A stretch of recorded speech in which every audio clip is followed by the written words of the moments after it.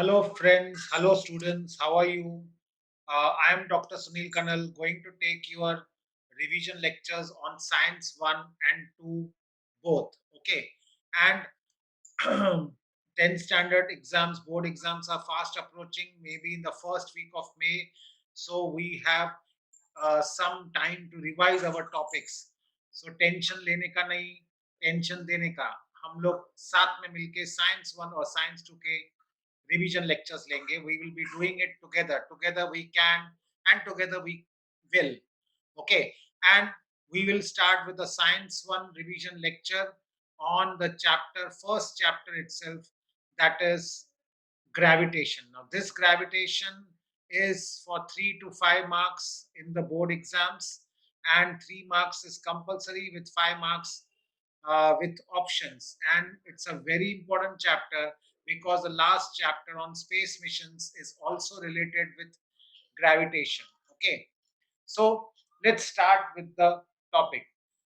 Friends, what is gravitation? To understand that, first let's see something about a very interesting fact or the story, a short story experienced by Sir Isaac Newton. Now, this is an apple.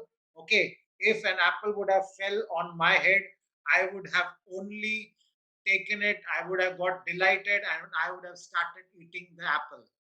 But it was not the case with Sir Isaac Newton. When he was lying under an apple tree, and an apple fell on his head, he was puzzled why this apple is coming down.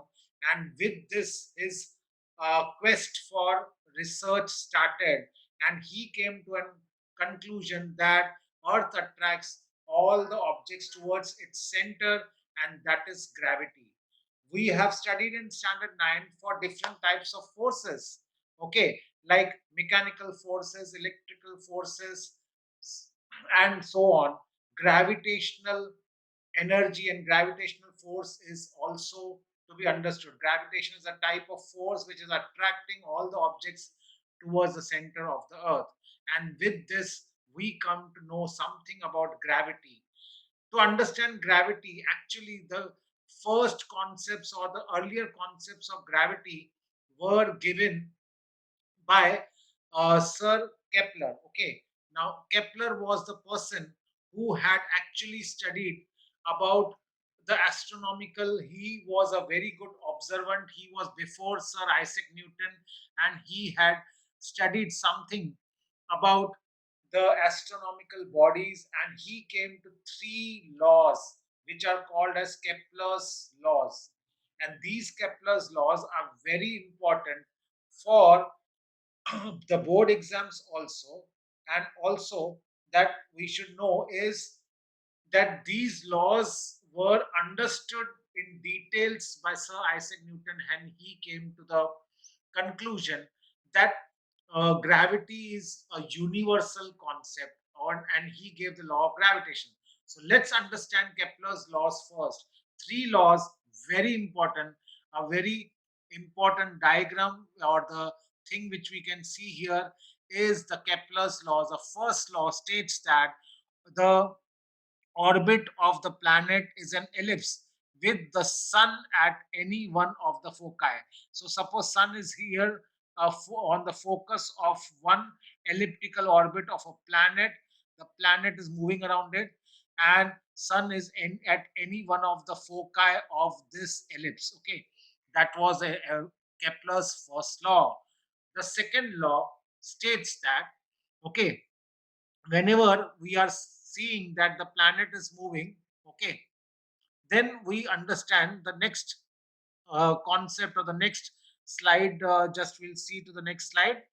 Okay, so in the Kepler's laws, the second law, okay, the second law states that whenever the planets are orbiting or revolving around the sun, they will cover equal areas in equal intervals of time. So they will be covering equal areas in equal intervals of time. That is the Kepler's second law. Okay. So Kepler's second law states that whenever the planets are revolving around the sun, okay, they will be covering equal areas in equal intervals of time. That is the second law of Kepler. Okay. So the line joining the planet and the sun sweeps equal areas in equal intervals of time. That was the second law which was given by Sir Kepler. And then the last but not the least, the third law, the square of the period of revolution, the square of the period of revolution of the planet around the sun is directly proportional to the cube of the mean distance of a planet from the sun. Okay, so that is a very important concept which was given. The square of the period of t square, which we say. So the square of the period of revolution around the sun is directly proportional to the cube of the mean distance of the planet from the sun. So this is the Kepler's third law, which is a very important law. Clear? You have understood this. Based on this, Sir Isaac Newton gave a very important universal law which is called as law of gravitation. Okay, so Newton's law of gravitation, very important concept, very important law. And it is a universal law. It is not only for the gravitational effect of the earth, but it is among any two bodies in the space or the universe. Okay, so the law states that, okay, there is always a force of attraction between any two objects. Suppose m1 and m2 are the two masses or two objects with mass m1 and m2. Object 1 with mass m1, object 2 with mass m2. Then there is a 4 and they are separated by a distance r. Okay, then it states that the Newton's law of gravitation states that the force of attraction between any two objects separated by a distance r and having masses m1 and m2 is directly proportional to the product of the masses and inversely proportional to the square of the distance between them. Therefore, F is equal to is proportional to m1 m2 upon r square, or it is equal to g m1 m2 upon r square, where g is called as universal gravitational constant. It is called as universal gravitational constant. Very important. So what is the value of this universal gravitational constant? The value of this universal gravitational constant is 6.673 into 10 raised to minus 11 Newton meter square per kg square. Okay, Newton meter square per kg square. Very important. You should remember this concept also. Okay, so this is the important concept you should know about the gravitational constant. Okay. Okay, so friends, we saw that Newton's law of gravitation can be given as F is equal to G m1 m2 upon r square, where m1 and m2 are the masses of two objects which are separated by a distance of r between them. Okay, so that can be explained properly with the help of that Newton's law of gravitation. Okay, now if you see this chart, the ensuing chart shows that, okay, in the ensuing chart you can see that as the height from the earth's surface increases, the effect of gravity decreases. Okay, why? Because the distance from the earth's surface or the center of the earth increases. So we can see that g, that is acceleration due to gravity, which is 9.8, which we take as an average 9.8 meters per second square, differs from place to place on the surface of the earth itself, and also as we go above the earth's surface, as well as when we go below the earth's surface. Okay, so that can be understood by the following slide. Now, if you see changes along the surface of the earth, so you can see that the acceleration due to gravity, which is different on the poles and the equator.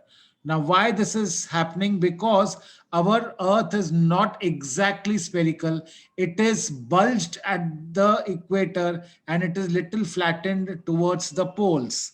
Therefore, towards the pole, the value of G is highest at the pole, which is around 9.832 meters per second square, while on the equator, it is 9.78 meters per second square. And therefore, we take the average of them as 9.8 meters per second square as the Earth's gravitational acceleration.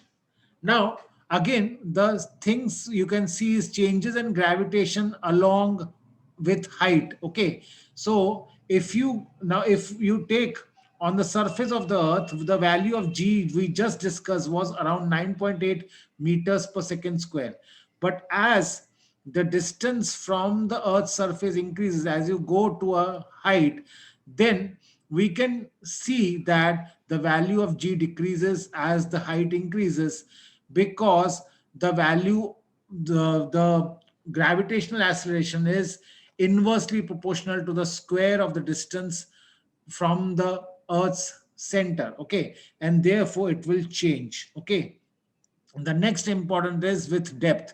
Now, normally, if we would have taken the concept of G, small g, which is equal to gm upon r square, that is gravitational acceleration into mass of the Earth upon the square of the distance or the radius of the Earth square, then we would have thought that okay, as I go inside the Earth's surface, the gravity acceleration due to gravity should increase because the distance from the center of the Earth is decreasing.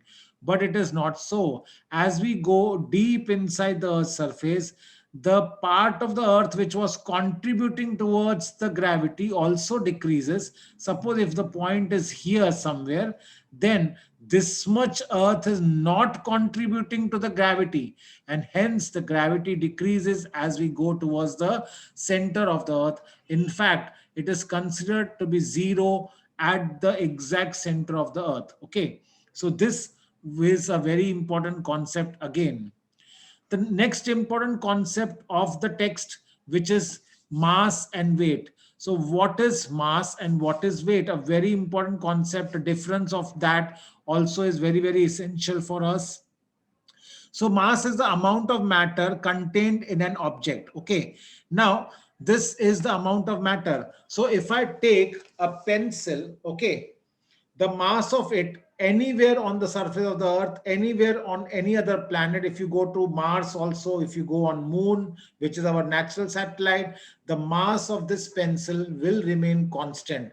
It does not change because it is the amount of matter contained in the object. It is a scalar quantity and it is given by SI units, that is kilogram, and in CGS units it is grams. Okay, and it does measures the amount of inertia in the object. More the mass, more is the inertia. Okay, this is something about mass. But let's talk about weight. When we talk about the weight, now the important concept about the weight is that it is the force which is acting on an object. If it is a force which is acting on the object, then it should be F. And what is F is equal to ma, which we had studied in ninth standard, that is mass into acceleration. So weight is nothing but the force acting on an object, and it is given as mass into gravitational acceleration. That is W is equal to mg. Okay, it's a vector quantity because it's a force, it's a type of force, or it's a force itself on the object. Therefore, it is a vector quantity. And the very, very important concept again, that it is changing with place to place or from place to place. If you are on different places on the Earth's surface, it will change. It will change on different planets depending upon the acceleration due to gravity of that planet, and it will change in the space everywhere. And this is an important concept. Mass and weight differ here. Mass is a scalar quantity, remains constant throughout anywhere in the universe or the space, while weight will go on changing because it's a force of gravity on the object and it will change from place to place. That's again a very, very important thing we should know. So this is the gist of the chapter, the summary of the chapter, which is given to you. Okay, and the important thing is this chapter has certain sums based on the laws of motion, but in vertical direction, and also the concept that we should know this concept of moving of an object as we were studying the more laws of motion in horizontal direction. Here we have to talk in the vertical direction. Some of the solved examples are very important. The formulae, the one important formula which we had seen just now was F is equal to G m1 m2 upon r square, where G was universal gravitational constant and m1 and m2 are the masses of the objects, two objects which are separated by the distance r between them. Okay, and very important again thing is the exercise questions are important. I have talked about this topic, about this chapter only, which is there for your portions, not about the deleted things. So we are skipping those things in our discussion. We have only talked about the topics or the parts which are included in our syllabus. Okay, I hope you have understood the chapter. You will do the things properly. Exercise questions also can be understood properly. Okay, friends, let's see one problem from the textbook. The problem is for 2 marks, a ball falls off a table and reaches the ground in 1 second. Assuming g is equal to 10 meters per second square, calculate its speed on reaching the ground and the height of the table. Now, see, very important is how you will present your answer.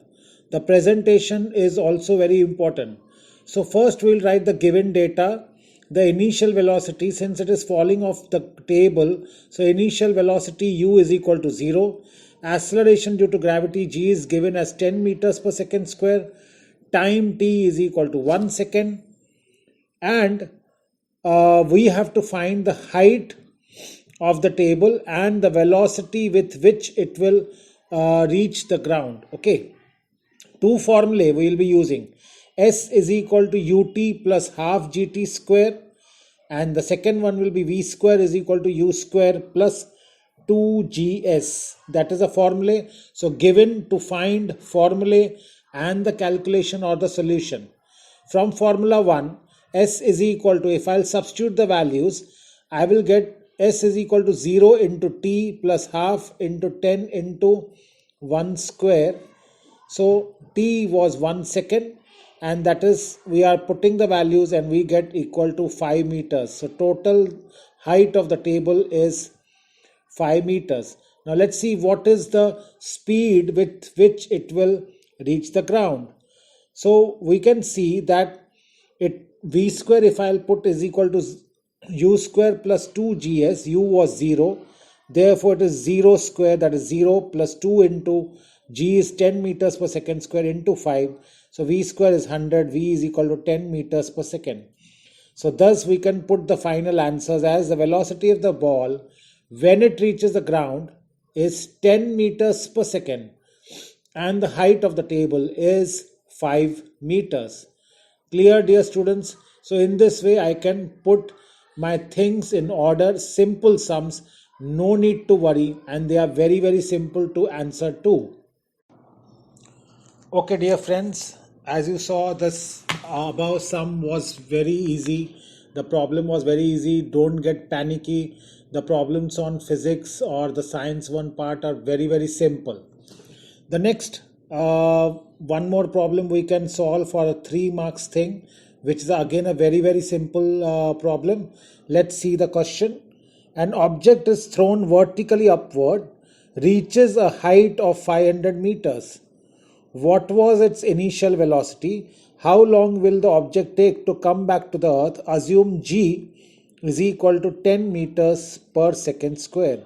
Now this sum or the problem can come for 3 marks, a very simple sum again, and it's so simple that you can answer in minutes. Okay, let's take the given height, which is also a displacement, as s, which is 500 meters. Then acceleration due to gravity is given, g is equal to 10 meters per second square. We have to find the initial velocity because you have thrown the ball or the object vertically upwards, and therefore initial velocity u we have to find out. Final velocity is going to be 0 because it will come to a stop, or it will stop somewhere at a height of 500 meters. And I want to find the time taken to reach back to the earth. Remember one important concept, that is time of ascent is equal to time of descent. So total time it will take to go up will be the total time to come back. So total time total for the object to go up and down is 2t. So the formula we are using is v square is equal to u square plus 2gs, or here as, but it is 2gs. We can put that s is equal to ut plus half gt square. Okay. Now using that formula for upward motion, since it is against the gravity or opposite to the gravity, g I will have to take as minus 10 meters per second square. So a is nothing but minus g, which is equal to minus 10 meters per second square. From the formula 1, v square is equal to u square plus 2gs. I will put the values. I will get u is equal to 100 meters per second. And then for downward motion of the ball, u is 0. A or g will be 10 meters per second square, since the ball or the object will be coming down. Now from formula 2, okay, s is equal to ut plus half gt square. Put the values, substitute them, and you will get that t is equal to 10 seconds. Okay, so 10 seconds for the object to come down, but the total time taken will be what? 2 into 10, that is 20 seconds. As I told you, time of ascent is equal to time of descent. So simple, so easy, so you can answer yourself the things, and this is the way you are going to solve your problems, dear students, and it really helps you a lot to score very, very high marks. Give reasons. Difference between mass and weight is an important question. Okay, so mass changes, mass remains constant while weight changes from place to place is an important give reason which can be answered. Okay, and in this way this chapter can be understood and can be done in a right manner. So this is your friend and a mentor, Dr. Sunil Kanal, taking you to the ride of gravitation. We have completed the important gist points, the summary.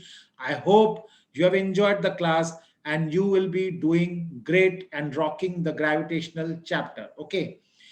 From Anubhavi Foundation, we are always with you to support you and do nicely in your exams. Okay. All the best and thank you, my dear friends. God bless you all.